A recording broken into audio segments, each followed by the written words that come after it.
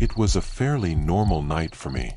I had the weekend off from work and planned to do absolutely nothing productive during those 2 days of rest. I had a few snacks and drinks prepared on the table beside my couch and was watching some silly movie just to pass the time. It was raining outside, and the storm was much worse than it usually gets around here. The thunder was incredibly loud, sounding as if lightning was striking the ground less than a mile away. Normally, I find comfort in rainy weather, but this storm felt a little excessive, even for my taste. What definitely wasn't comforting was when I heard something hit my front door. It was only a single bang, which made me think the wind had blown something against it. I got up and went to check outside. As soon as I opened the door, I was bombarded by rain and strong gusts of wind. There was nothing outside that could have struck my door. I was so confused that I even walked a few steps away from the porch, searching for anything nearby that might explain the noise. I found nothing. Completely soaked by the rain, I went back inside. Whatever had caused the sound seemed to be gone. My shirt was drenched, so before doing anything else, I went upstairs, changed into a dry shirt, and grabbed a towel to dry myself off. While I was upstairs, I heard it again. A loud bang slammed against the front door.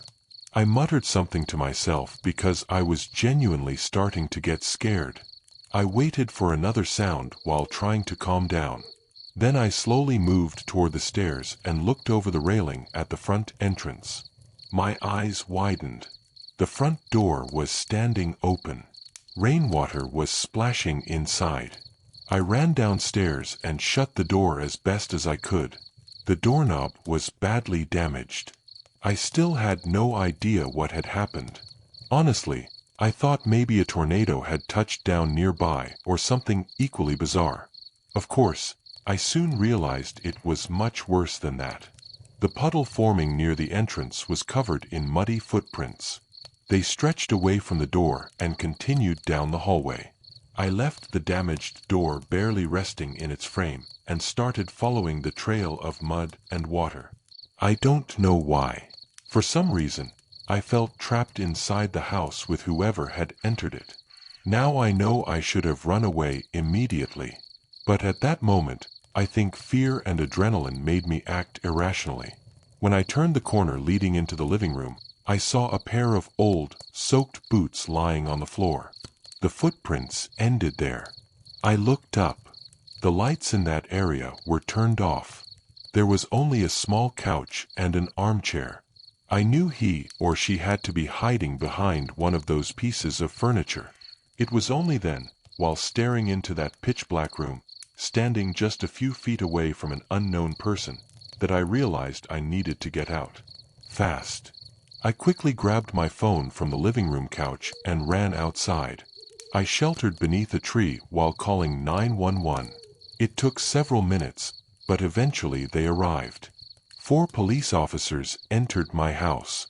Less than a minute later, they came back out dragging a man through the rain and forcing him into their patrol car. He looked insane. I don't know how else to describe him. His hair was long. His eyes were deeply sunken. But the most disturbing part came afterward. One of the officers escorted me back inside and explained that they had found him hiding underneath the couch. That meant the entire time I had been staring into that dark room, he had probably been staring back at me. Worse still, they discovered a sledgehammer hidden behind the couch where he had been hiding. He had obviously used it to break into my house. But what else he intended to do with it, I'll probably never know. I only hope he stays in prison for a very long time. Otherwise, I'll likely spend the rest of my life feeling paranoid. The last thing I ever imagined was that a simple question asked on a night of despair would completely change my life. To this day, I still can't explain why I did it. I grew up in a deeply religious family. Since childhood, I went to church with my mother, attended catechism classes, received my first communion, and learned how to pray before I learned many other things. But during my teenage years, all of that faded away. Little by little, I stopped going to church, abandoned prayer, and surrounded myself with people who didn't believe in God. Over time, the faith my parents tried to teach me almost completely disappeared. It was during one of the darkest periods of my life that something strange happened. I felt empty. I couldn't find reasons to smile, I had no peace, and I carried a constant sadness that seemed to grow with each passing day. One night, while drifting between wakefulness and sleep, I felt an impulse unlike anything I had ever experienced before. I looked up at the dark ceiling of my bedroom and whispered, "Why do you never reveal yourself to me, Lord?" I waited a few seconds. Nothing happened. Then I continued, "Why don't you come visit me?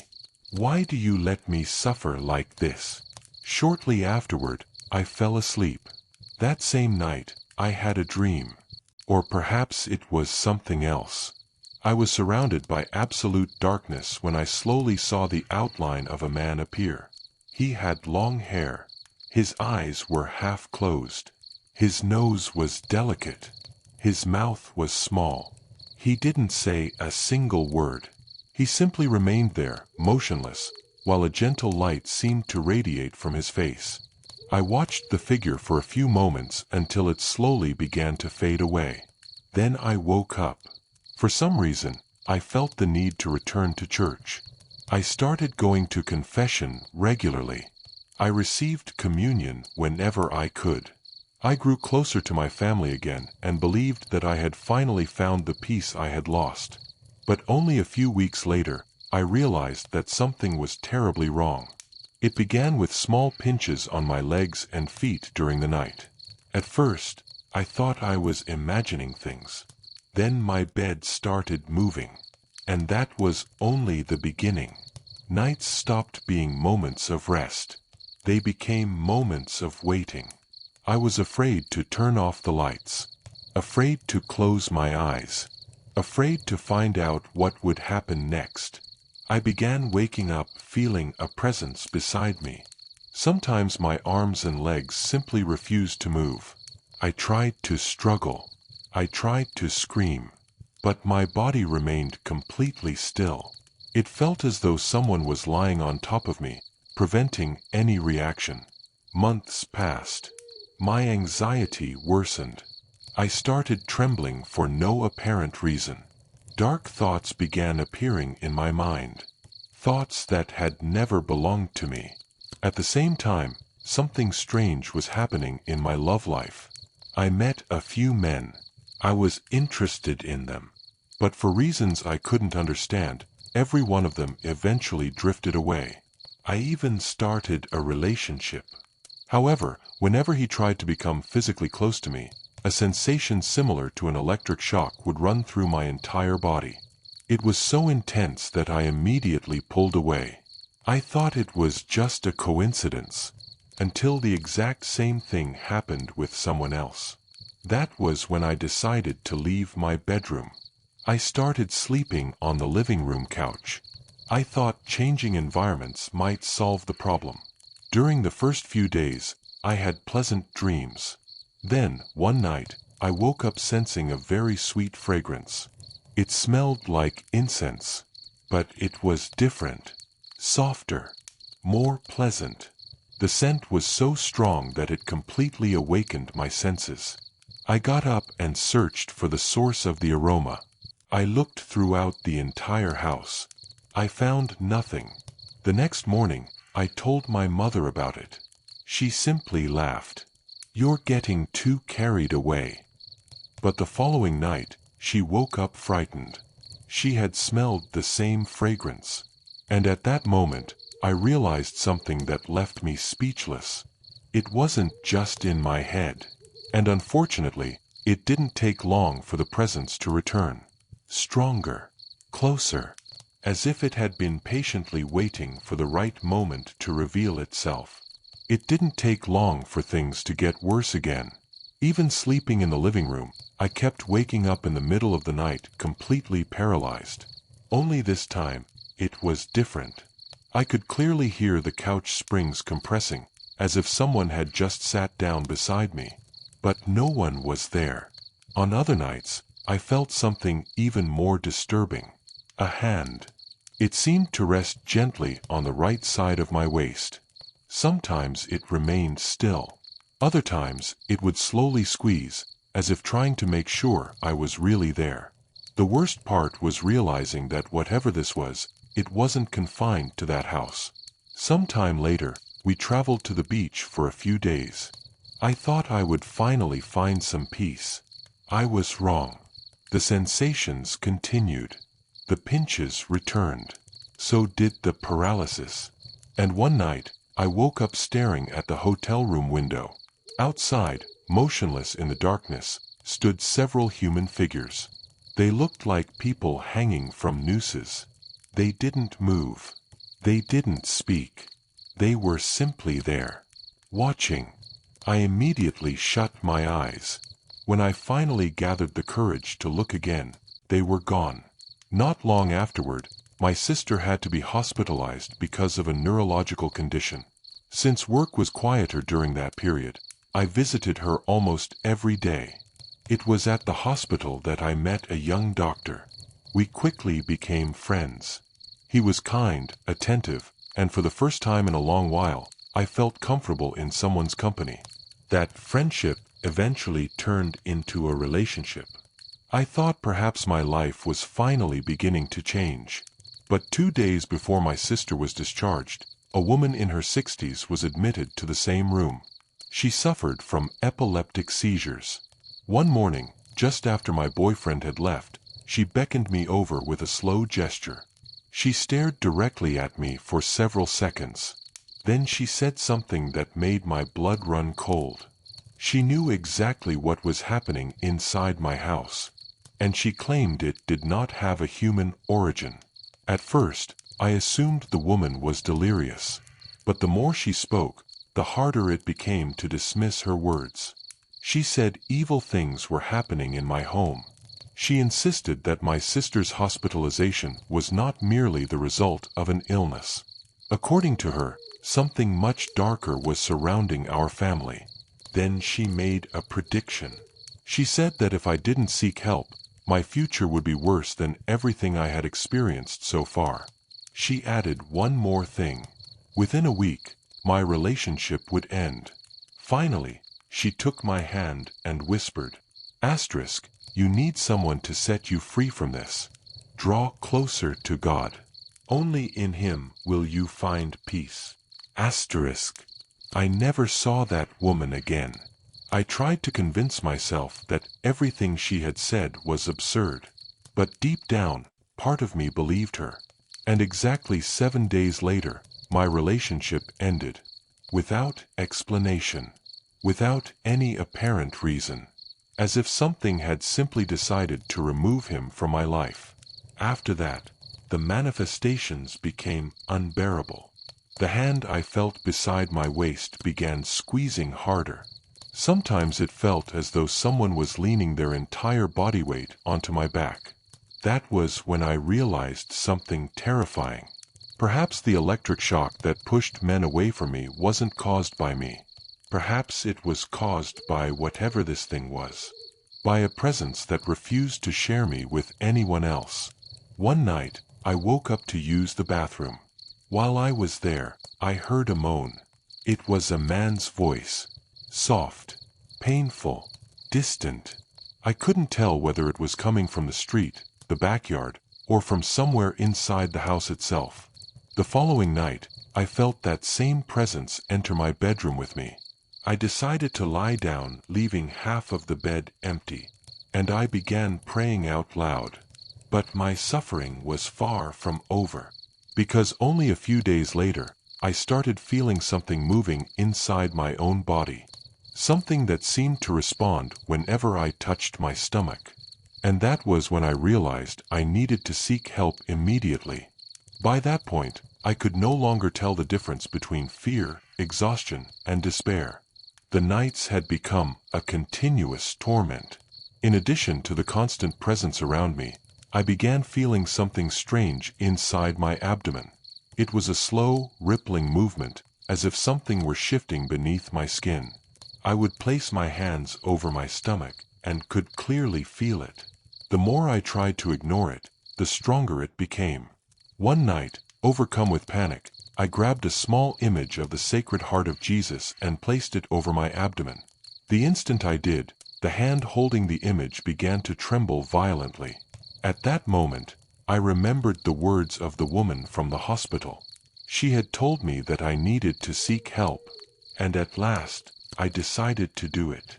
Accompanied by my mother, I went to a well-known church in the region, frequented by priests who were said to help people tormented by spiritual afflictions. We arrived around 3:30 in the afternoon.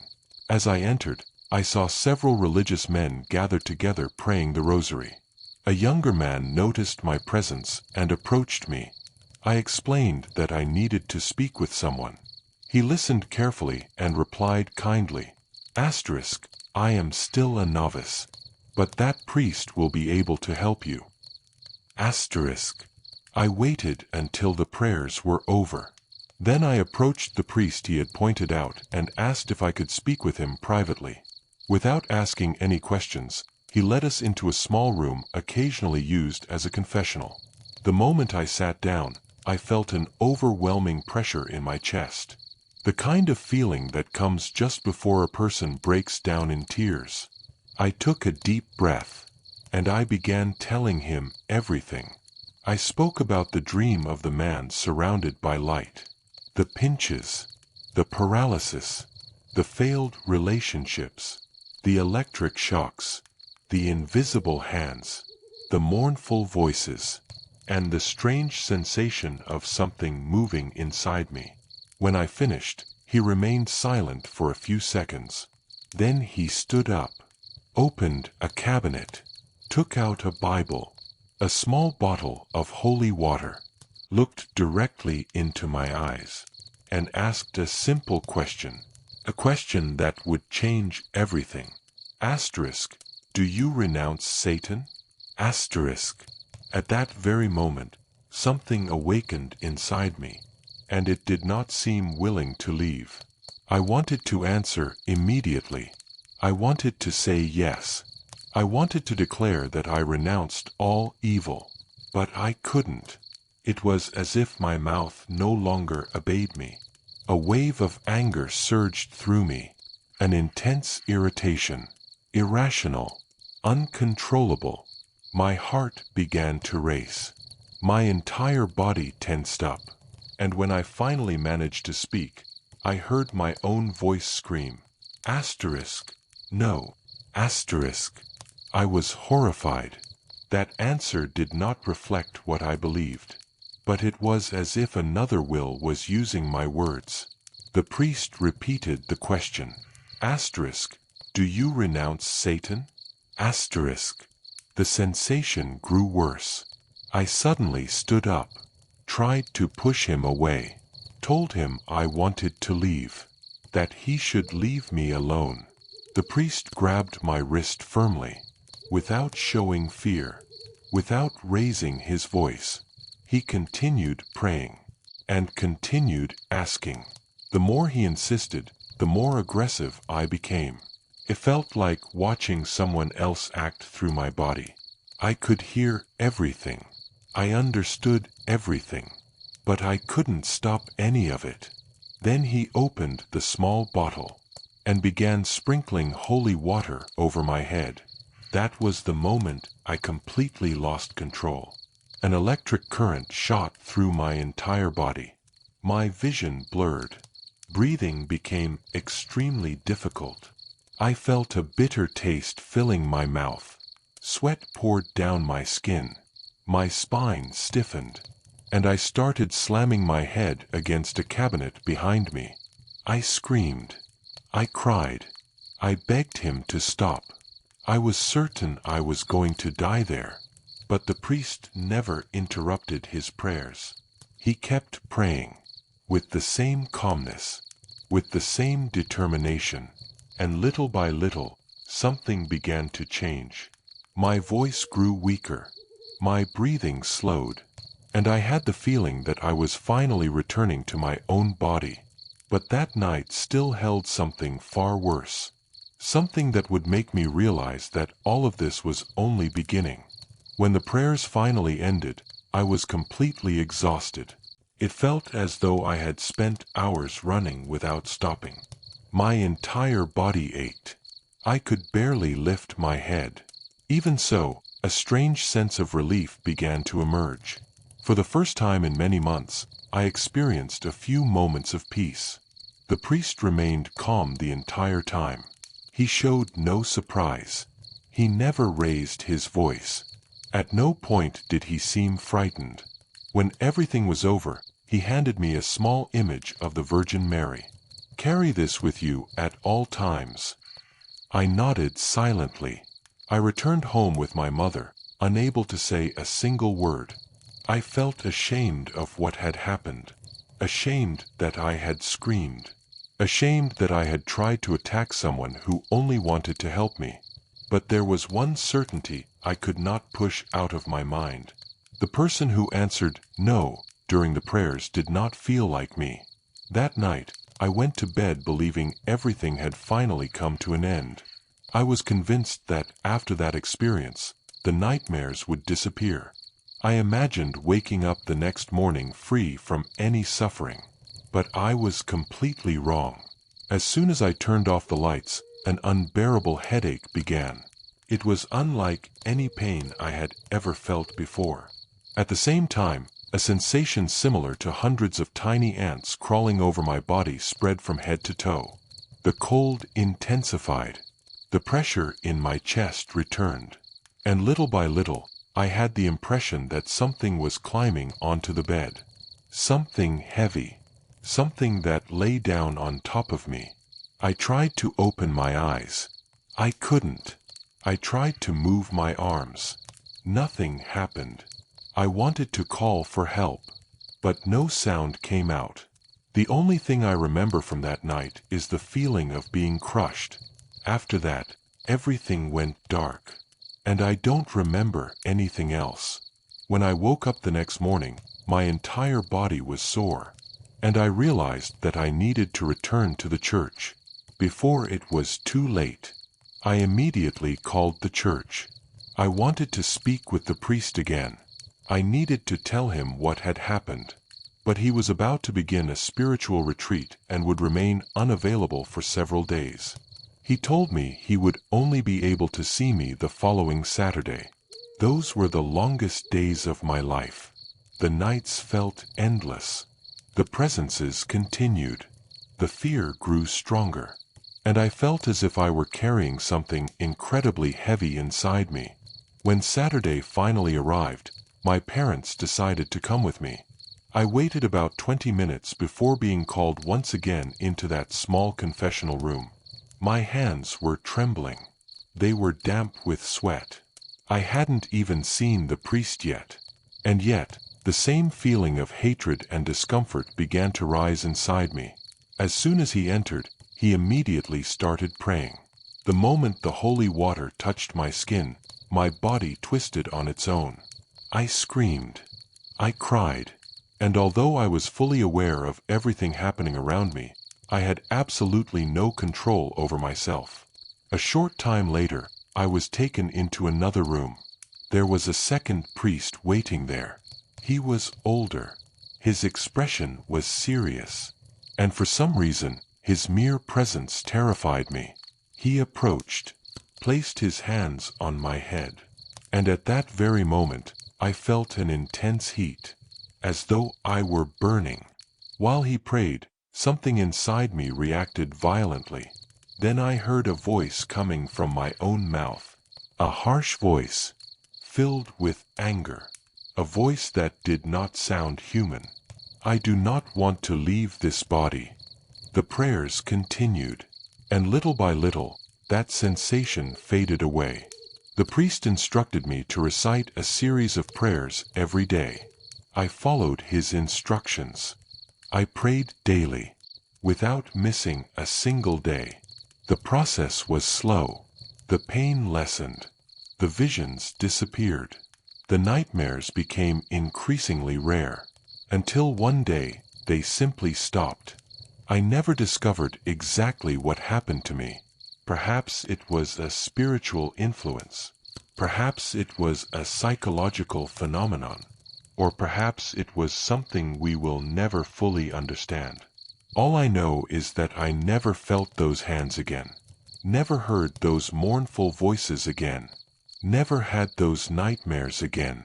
And to this day, I still carry with me the small image of the Virgin Mary that I received that day, as a reminder that some experiences change our lives forever, and that certain questions may never have an answer. If you've made it this far, consider subscribing to the channel and turning on notifications. Stories like this are posted regularly and may make you question everything you believe about the unknown. If you enjoyed this account, leave a like. It really helps the channel continue bringing you new terrifying stories. What do you think really happened to her? Was it an entity trying to possess her, a temporary spiritual influence, or can everything be explained by the human mind?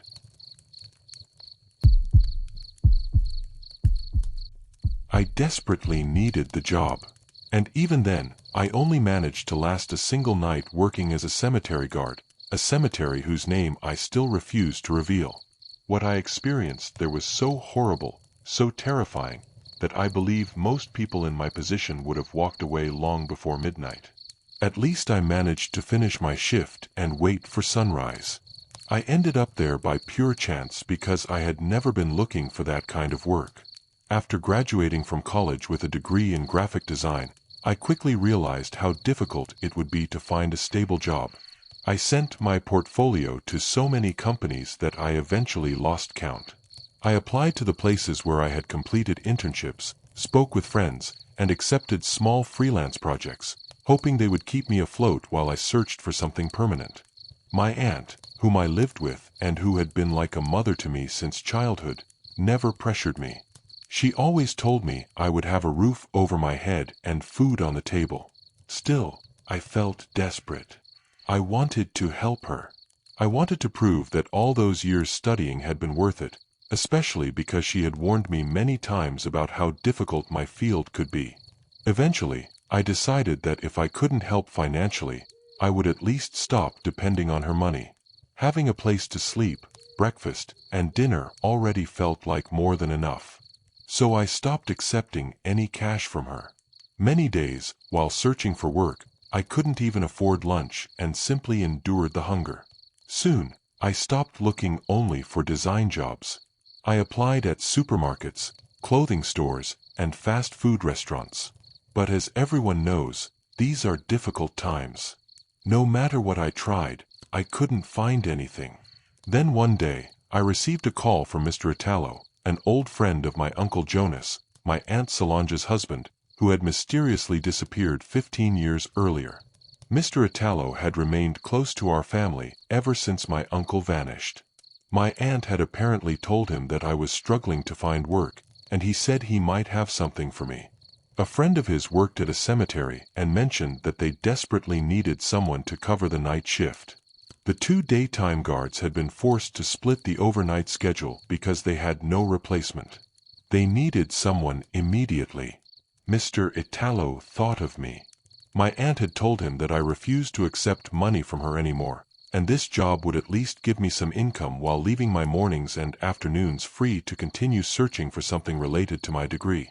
According to what he had been told, the job was incredibly easy. I could even sleep during most of the night, only waking up occasionally to make a few rounds. Being a cemetery guard, he assured me, was much easier than people imagined. In our city, it was apparently rare for anyone to break into cemeteries for the kinds of sick reasons people talk about. That same day, he introduced me to his friend, who presented me to the administration. They barely finished reading my recommendation letter before telling me to report for duty that very night. I rushed home feeling happier than I had in months. Finally, I had found something. Even if it was temporary, it was still a job. I packed a few things and prepared for my first shift.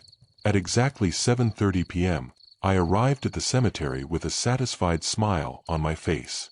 Oddly enough, they didn't give me many instructions. Everyone insisted that it was an extremely easy job. Still, one sentence caught my attention. The first night is always the hardest. Before leaving, the guard who was finally relieved from having to work a double shift gave me one last warning. If you see children playing around here, don't panic. He explained that on Friday nights, like this one, neighborhood kids often sneaked in through holes in the cemetery wall that had been under repair for months. They grew up with this place across from their houses, he said with a laugh. To them, it's just a giant playground. Just tell them to go back outside, and they'll listen. At least for the first 10 minutes, he added jokingly. Not far from the entrance, I could hear a church service taking place and the sounds of children playing in the nearby streets. I assumed it would be easy for some of them to wander inside eventually. I also remember how incredibly hot that night was. Yet the full moon illuminated everything with an unnatural brightness. To this day, I don't think I've ever seen a night so clear. The moon almost seemed closer than it should have been.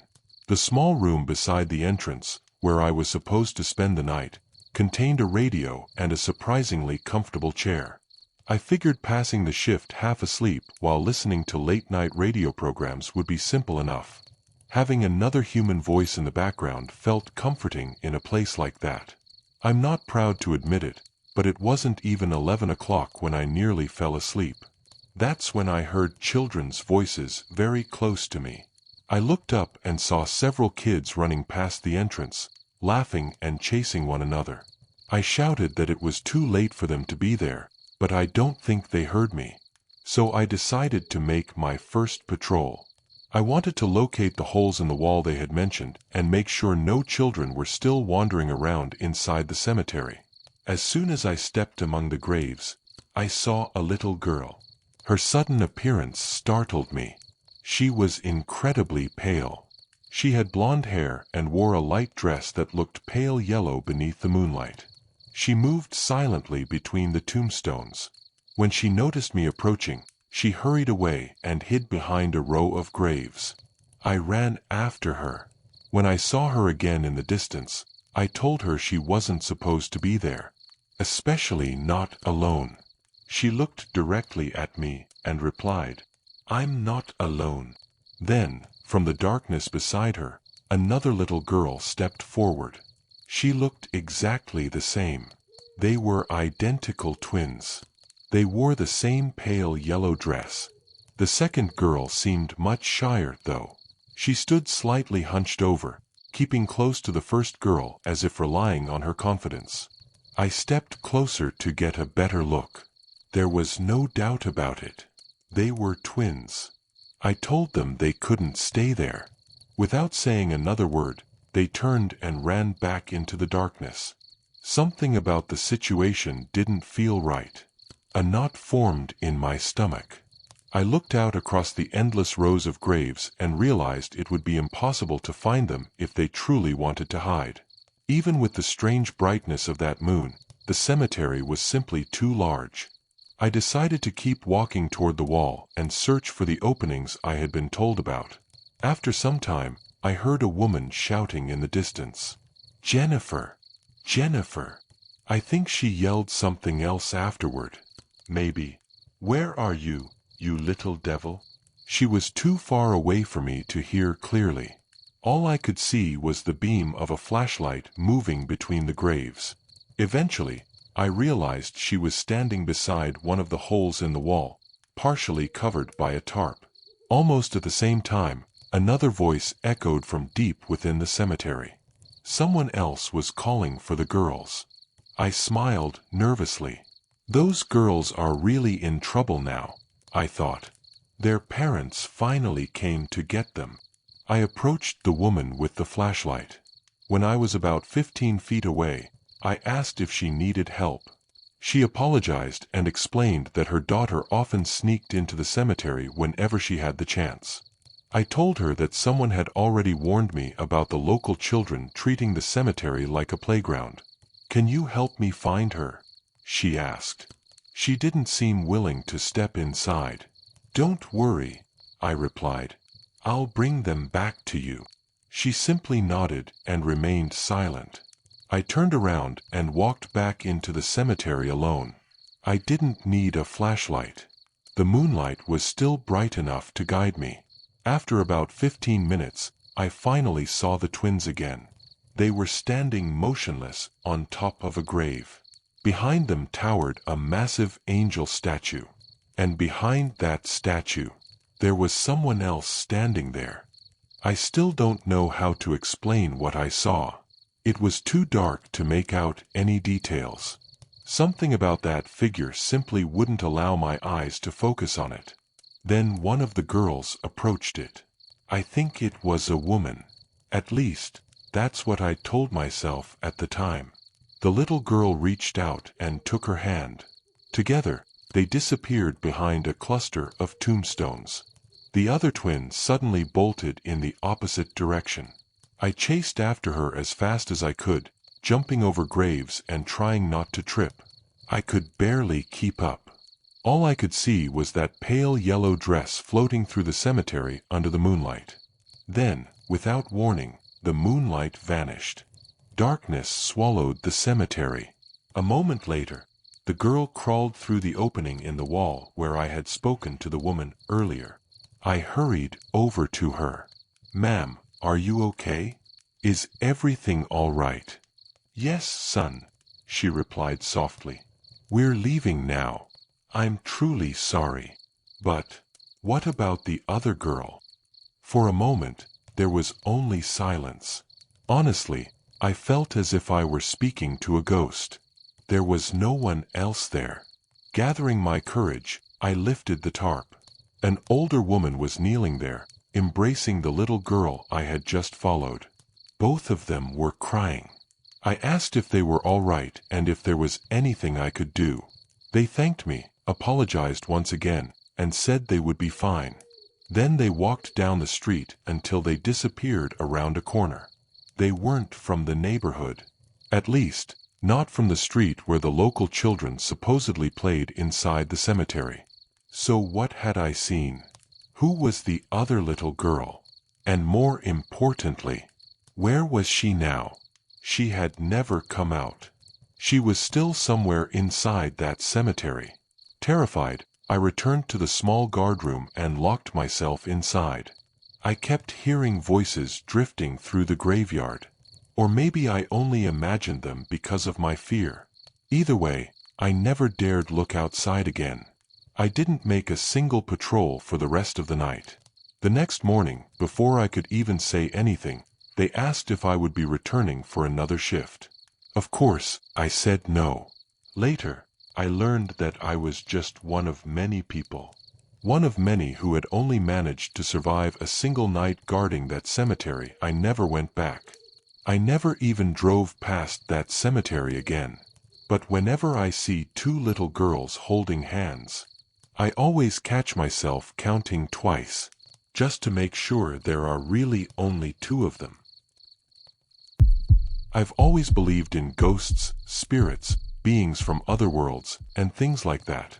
Call me gullible if you want. I'm simply the kind of person who tends to believe in those things completely. With that in mind, I still don't know why I thought it would be a good idea to play with a Ouija board. Although, play isn't really the right word. I know that now more than ever. About a month ago, I was shopping with a friend. Neither of us had anything specific to buy, so we wandered through several aisles until we eventually ended up in the toy section. She was the one who pointed at the Ouija board. Then she challenged me to buy it. She laughed and said I was probably too scared to actually use it. Determined to prove her wrong, I bought it. Afterward, we went back to my house. We spent the rest of the afternoon talking, gossiping, and simply acting like normal girls. Around 9 o'clock that night, I suddenly remembered my purchase. Apparently, my friend remembered it at exactly the same moment. She laughed, reached into the shopping bag, and pulled out the box. Tearing away the plastic wrapping, she removed everything and spread it across my kitchen table. There was the board itself, the planchette, and a sheet of simple instructions. Still laughing, she tossed the instructions aside and invited me to sit down. I was nervous. Even though I tried not to show it, I knew she could see right through me. So I sat down. I'd seen Ouija boards used in movies before and was vaguely familiar with the rules. One thing immediately crossed my mind. We have to say goodbye when we're done. I knew that was supposed to be important. It was always the mistake people made in horror movies. A mistake I had absolutely no intention of making. My friend placed her index finger on the planchette and rested her fingertips lightly against it. She looked at me. I copied her. Then she slowly moved the planchette in circles and asked, "Is there anyone here who would like to speak with us?" She stopped moving it. We waited. Everything was silent. There wasn't a sound anywhere. It almost felt as though the entire world had frozen around us. Then, I felt the slightest movement beneath my fingers. Suddenly, the smile disappeared from my friend's face. I opened my mouth to ask if she was okay, but she spoke before I could say anything. "Lily, how did you die?" The moment she asked, a loud crash echoed from the living room behind us. We both jumped in our seats. Without thinking, we rushed into the room to see what had made the noise. But when we got there, everything looked perfectly normal. Nothing was out of place. Nothing appeared broken. I felt the color drain from my face. My stomach twisted, and every muscle in my body tightened as I realized what we had just done. We had left the board alone. We had left the board alone. And according to everything I had read online, that meant we had left the portal open.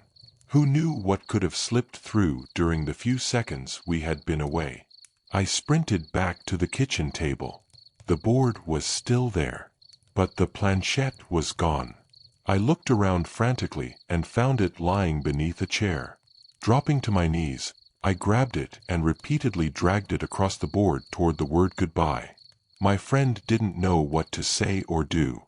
She simply stood there staring around the room in fear.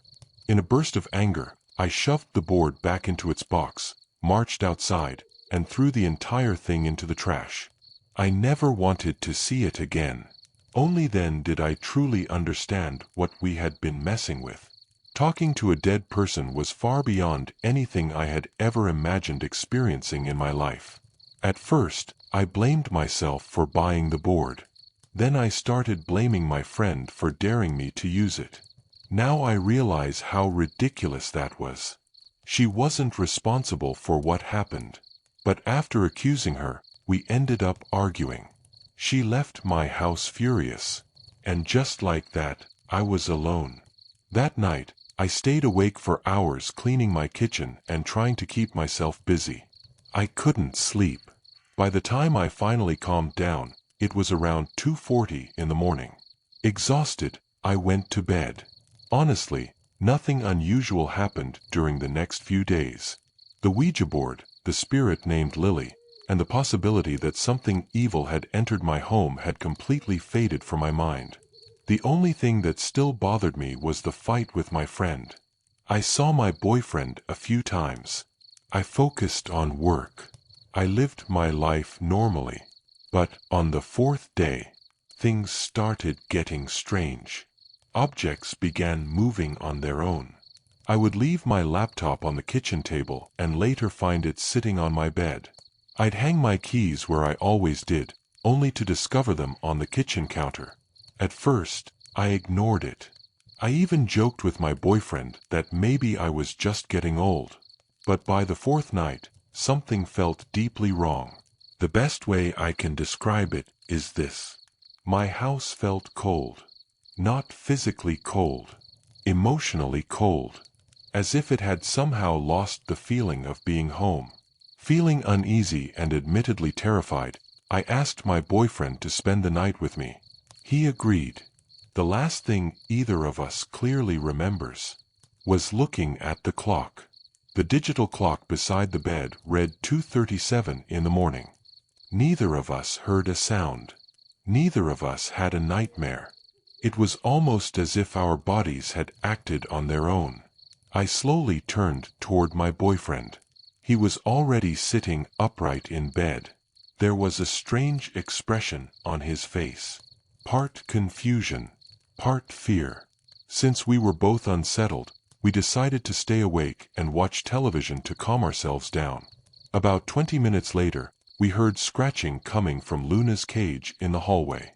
I ran out to check on her. She was pressed tightly into the corner of her cage, breathing heavily and visibly terrified.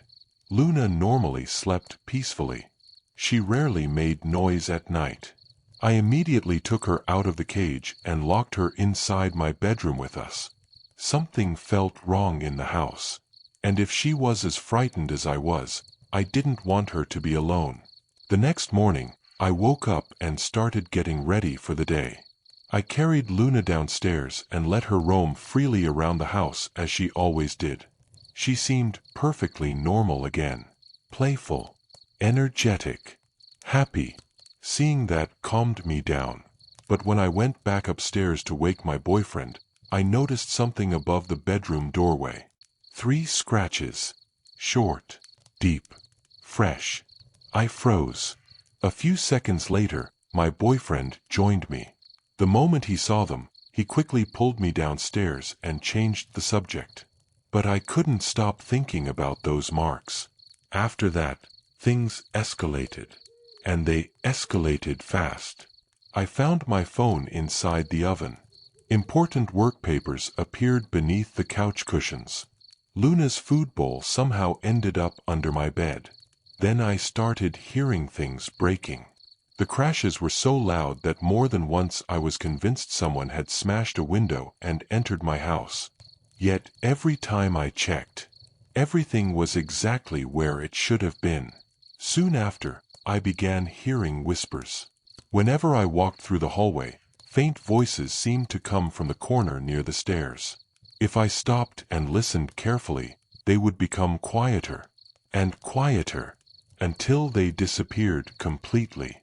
But the most disturbing change was Luna. She wasn't herself anymore. She seemed exhausted all the time. She stopped running after my feet when I walked. She stopped climbing onto my lap while I watched television. She simply sat motionless in the same spot until I carried her back to her cage. Eventually, she refused to leave it at all. She hid in the corner.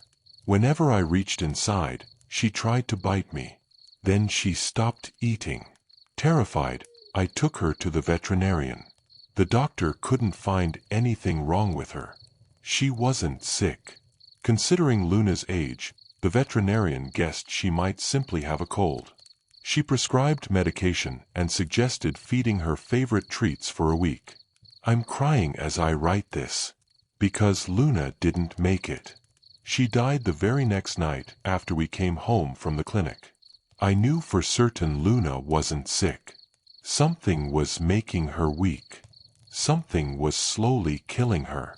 After she died, living in my house became unbearable.